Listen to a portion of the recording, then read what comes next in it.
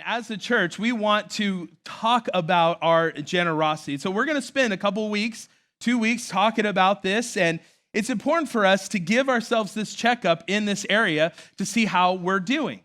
I know that God knew for many of us, money would be the number one competitor for our hearts.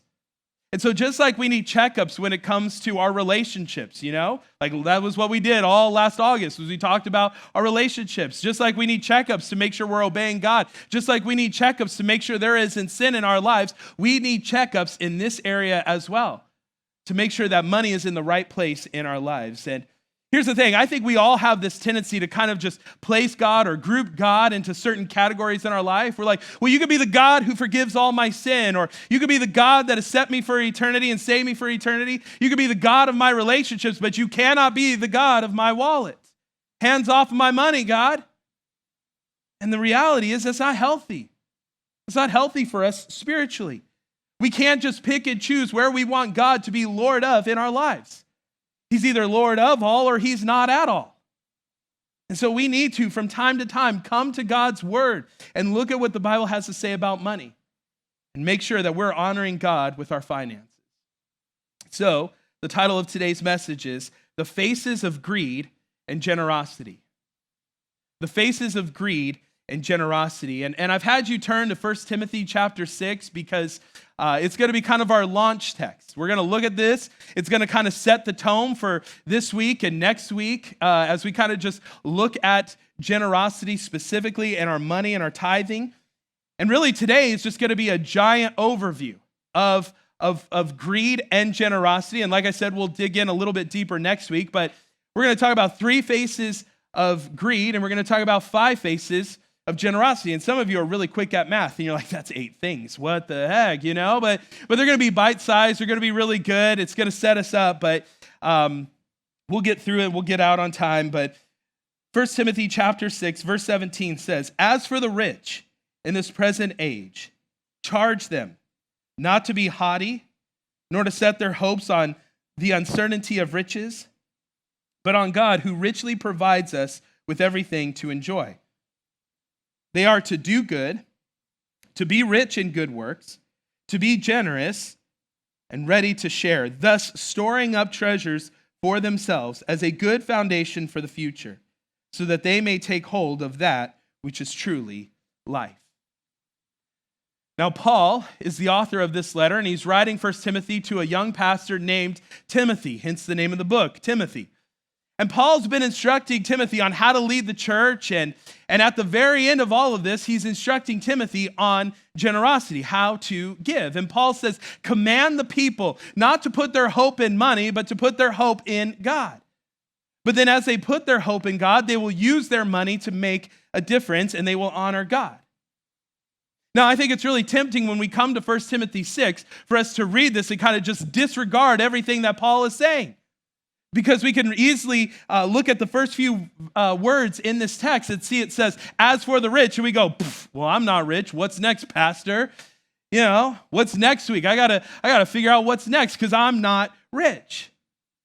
But here's what I want to do today is I want to try to help us establish what is rich and define where the rich line is. In fact, Gallup did a study and asked different people making different wages, how much would you need to be rich? They asked people making $30,000 a year, how much would you need to be rich? Those people said $74,000 a year. Some of you are like, making $74,000. You're like, that's not rich, Then they asked people making $50,000 a year, how much would you need to be rich? They said, well, $100,000. That was the average answer. 6 figures, makes sense, feels rich, right? But then they asked the top income earners, people making over $200,000 a year, how much would you need to be rich? Their answer was, on average, $5 million. And that's where we go, okay, yeah, a millionaire, that's rich. That's where we get it, right? But I guarantee you can find some broke guy making $5 million and ask him, how much do you need to be rich? And he'll look at you and say, a whole lot more than $5 million, right? Because the rich line continues to move. I remember being in high school, about to go into college, being like, man, if I could just make $20,000 a year, I'd be rich. I'm not going to have to worry about it. I made over $20,000 a year and I realized I am not rich, I feel broke. It would be like going to KFC and wanting to lick other people's fingers because, you're just broke, You don't have any money. It's gross, but it'll stick with you, okay? Now, I didn't even say that to the next service, so that's just of the Lord. But, but then I remember, I was like, man, if I could just make $30,000 a year, that'd be great. I'd be rich. And then I surpassed that because the rich line is always in front of me. It's always moving, and that's true for all of us. No matter how much money you have, no matter how much you take home today, you leave here, the rich line is always in front of you. But I want to share some good news and some bad news with you today. And I'll start with the good news because I think we need some good news, right? The good news for us today is you're rich.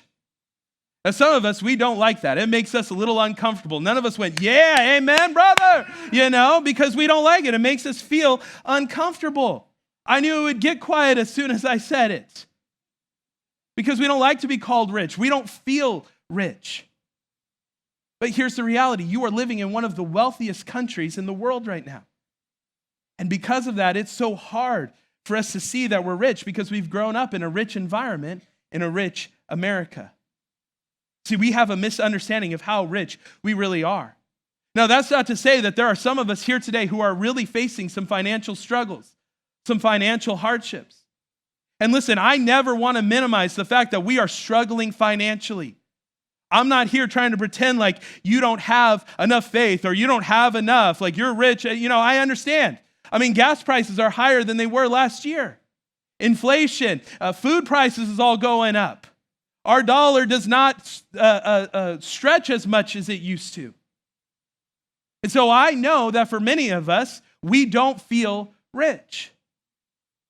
I know for Jen and I, we feel the same way. It feels like a struggle. It is hard. But even Paul in Philippians, he said, there are some seasons where I've had a lot and there's some seasons where I haven't had as much. He said, but whether I have a lot or whether I have a little, he said, I could do all things through Christ who gives me strength. And so I know that there are some of us here today, we don't have as much as we would like to have.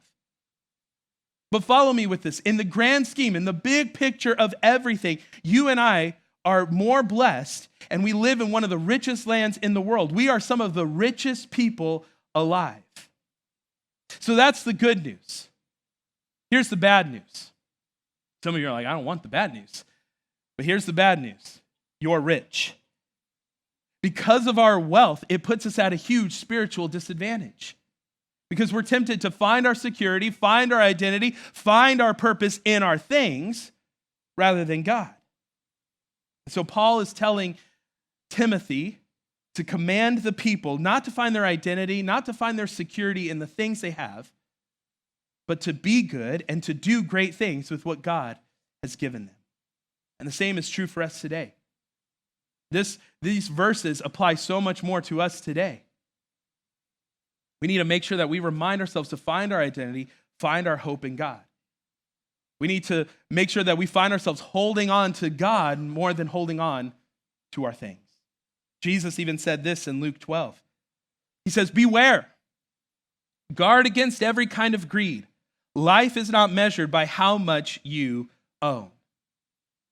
Greed is not something that needs to be taught. I mean, you can find any 3-year-old. Go serve in our 3-year-old classroom. Before they learn to say mom and dad, they somehow know how to say mine. We don't have to be told on how to hold on to things, right? We have a sin nature. We just know that naturally. But as we get into our relationship with God, he's trying to teach us how to give and how to live generously. And so with that framework in mind, I want to show you 3 faces of greed. And the first one is greed lives in people, not possessions. Greed lives in people, not possessions. The amount of things you have doesn't make you more or less greedy. Greed is a matter of the heart. And so you can find someone who doesn't have anything and they can be extremely greedy, or you can find somebody who has an abundance of things and they can also be greedy. Greed isn't about how much you have. Greed is about your heart towards the things that you do have. Here's the thing about greed. Greed strikes rich people and poor people the same. Because greed isn't about what we have, it's about what we want. A few weeks ago, I saw this play out in our lives. I picked up my boys from school, and I knew that we had to come here for a church event, and so we were going to be here till 9. And so they went to school at 8, and we weren't going to get home till about 9. That's a long day for them. And so I was like, I'm a good father. I'm going to rain good gifts on my kids. And so what we did was we went to the gas station. I said, pick out any candy you want.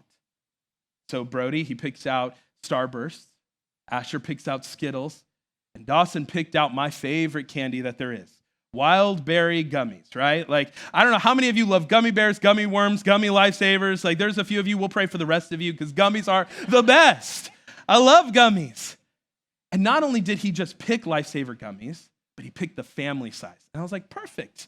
I get a blessing because of this too, And so we get in the car and I tell the boys, all right, guys, dad tax, And if you're a parent and you don't ask for a dad or mom tax on your kids' candy, fries, I don't care what it is, you're parenting wrong. And we're going to go back and talk about parenting again, all right? But I told him, I said, give me the tax. Brody hands me the Starburst. Asher gives me a few Skittles.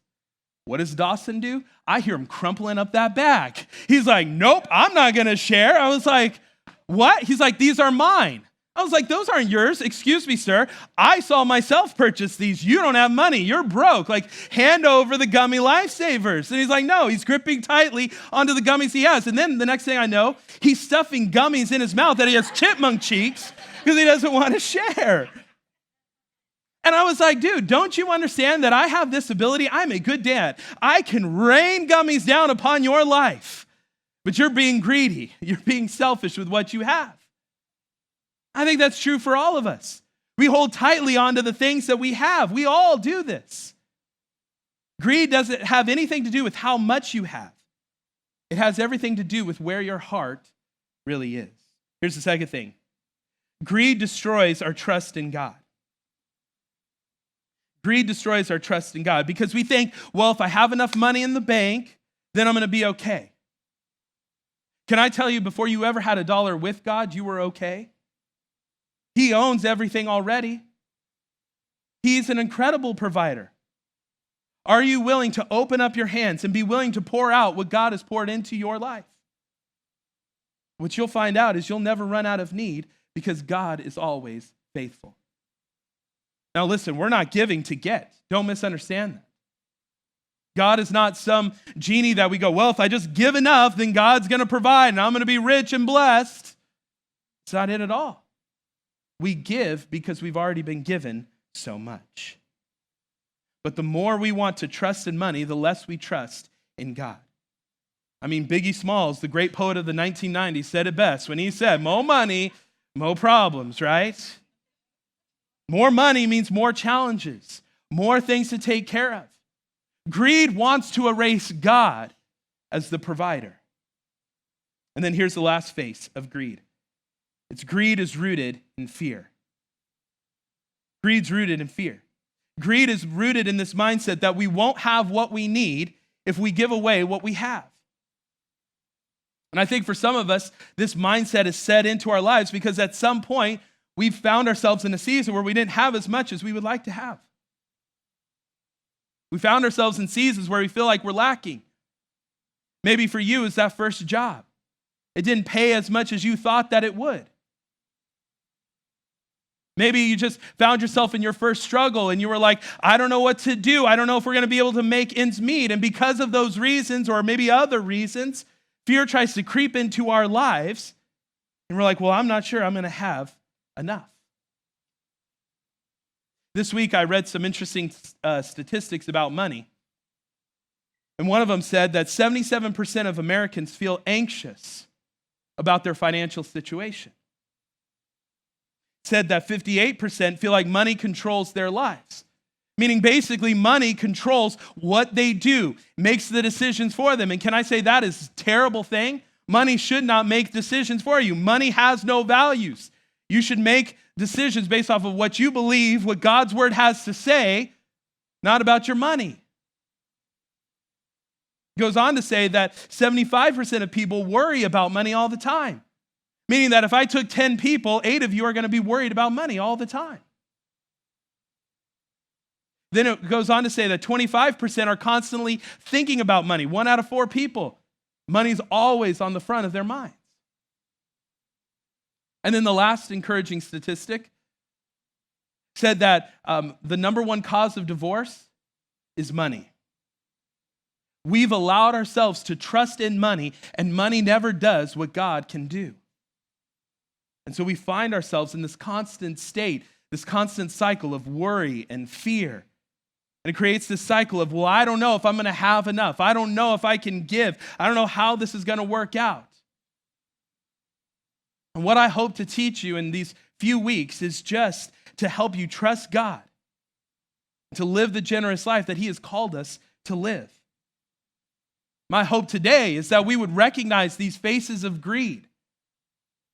We would want to take that out and put generosity in our lives. I hope that 2 Corinthians 8:7 would be said of us when it says this: since you excel in so many ways, in your faith, in your gifted speakers, your knowledge, your enthusiasm, and your love from us, I want you to excel also in this gracious act of giving. Listen, God wants us to live a generous life. So, let's move to the 5 faces of generosity. See, we're going to move through these really fast. It's going to be good. First one is generosity makes you more like God. Generosity makes you more like God. How many times have you gone before the Lord and been like, God, make me more like you? It's a great prayer. We should pray that prayer, God, make me more like you. But I wonder how many times God looks at us as we're praying, God, make me more like you. He's like, I've already given you so much. What are you going to do with what I've given you? Be a reflection of me in this world. In fact, I want to just remind you of 2 verses about how generous our God is. James 1:5 says, if you need wisdom, ask our stingy God? No, it says ask our generous God, and He will give it to you. He will not rebuke you for asking. A verse we all know, especially with football coming up, we're going to see it everywhere. John 3:16, for God so loved the world that He gave His only Son, that whoever would believe in Him would not perish, but have everlasting life. If you want to be like God, begin to live a generous life. Jesus sees the love in our giving. Matthew 26, there's a story about Jesus hanging out in this home with his family, and this woman comes in and she's got this really expensive perfume. And she comes in and she just dumps it over Jesus' head. And her generosity was significant because of the value of her gift. It was great sacrifice. It revealed the depth of her gratitude.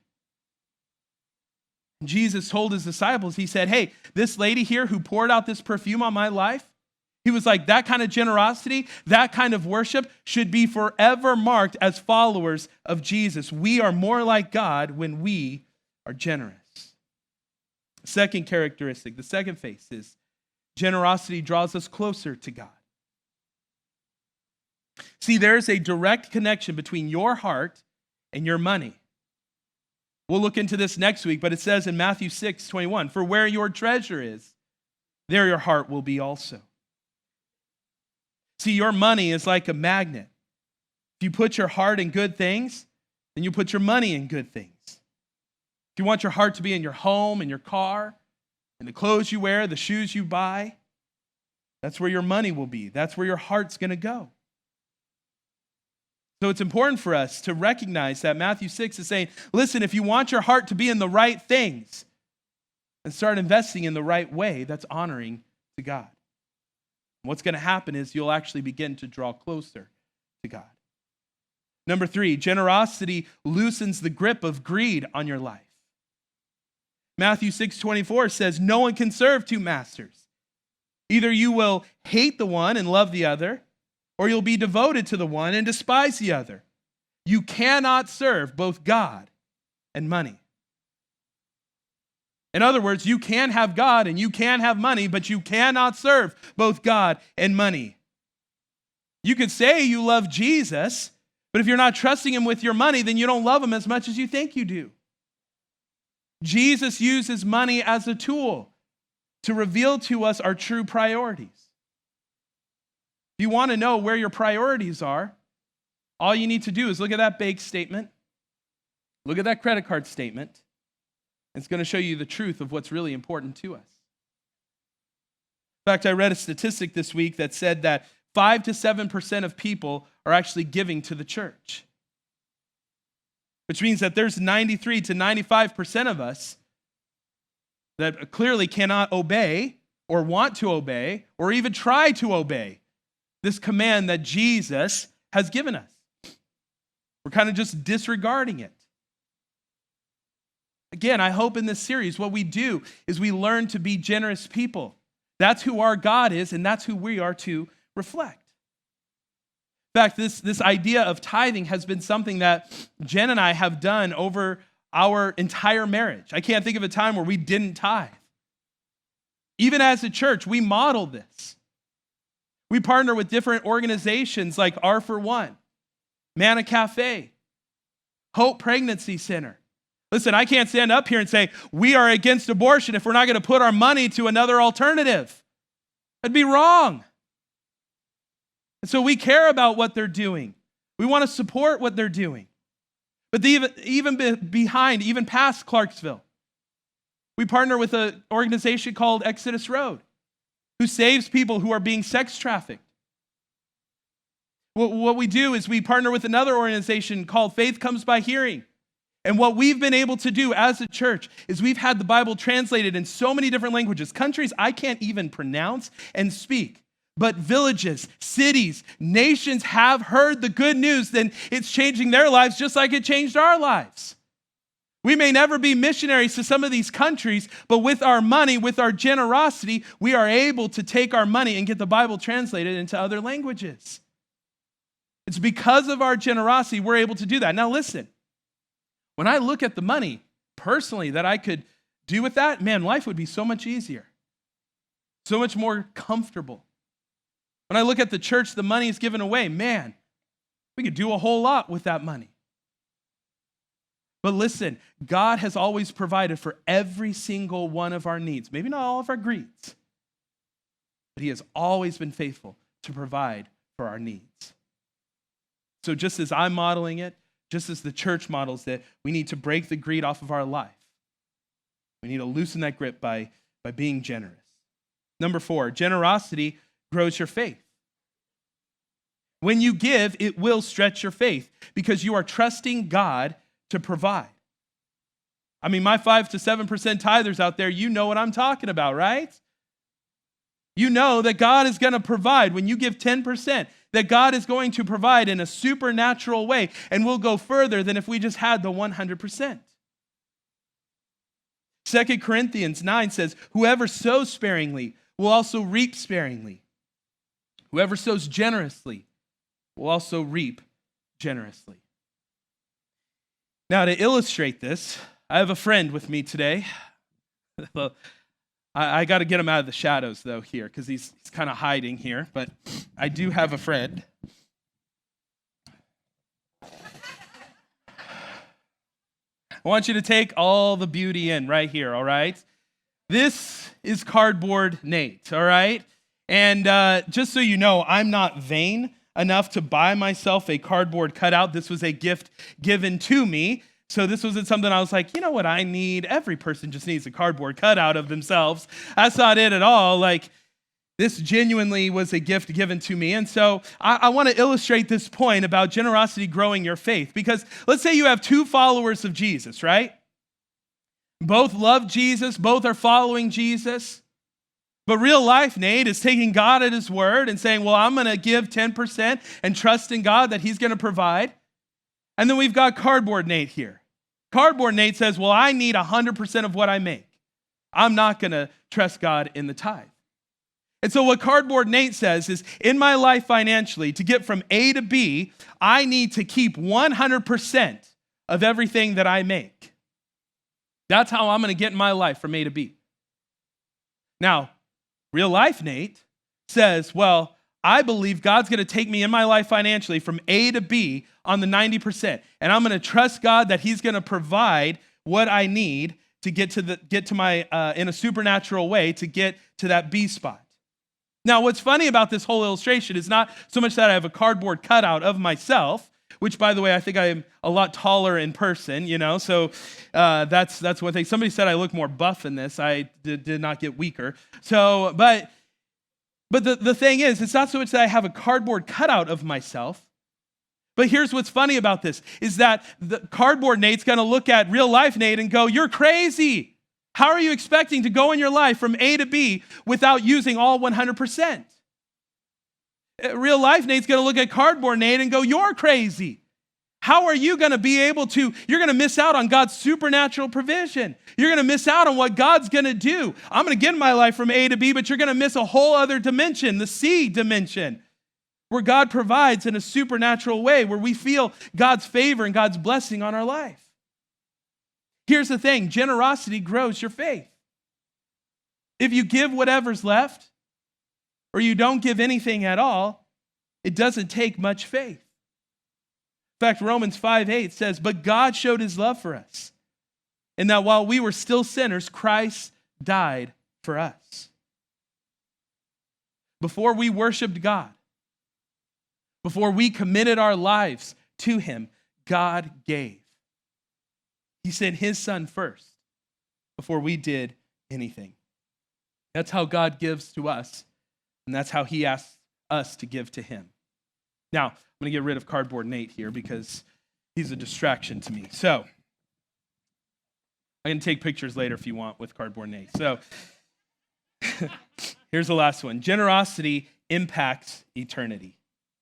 1 Timothy 6:18 says, they are to do good, to be rich in good works, to be generous and ready to share, thus storing up treasure for themselves as a good foundation for the future, so that they may take a hold of that which is truly life. See, when you give, you are investing in eternity. No one can bring their material wealth into eternity. Heaven and hell do not have bank accounts. They don't have parking garages. When you die, it will not change your circumstances with what you have. It won't change your circumstances in the afterlife. No amount of possessions gives you a better or worse position in the afterlife. That's why Paul is telling Timothy, hey, store up. Tell the people to store themselves up a treasure as a good foundation for the future. Those in the Greek, store up is two Greek words, and they're compounded together, and what it means is to store away treasure or to amass a fortune. What Paul is telling Timothy is, hey, tell the people that put their investments in a safe place, so they're not stolen, so they're not ruined, so they're not destroyed. I wonder if Paul is remembering what Jesus said when he said, store up for yourselves treasures in heaven. Our time on earth is temporary. We're all headed for an eternity somewhere. We can make the most of our eternity now, but making sure that we're investing in the things that God wants us to invest in so that we prepare for that eternity with God later. We need to invest in the things like Paul is telling us here in 1 Timothy 6, to store up treasures in heaven. We could choose to focus our lives on the temporary, buy all the things, get all the nice things, go in our lives from A to B with 100. But we could also start investing in the things, start investing in treasures that'll last forever. Invest in a relationship with God now that'll continue in heaven for eternity.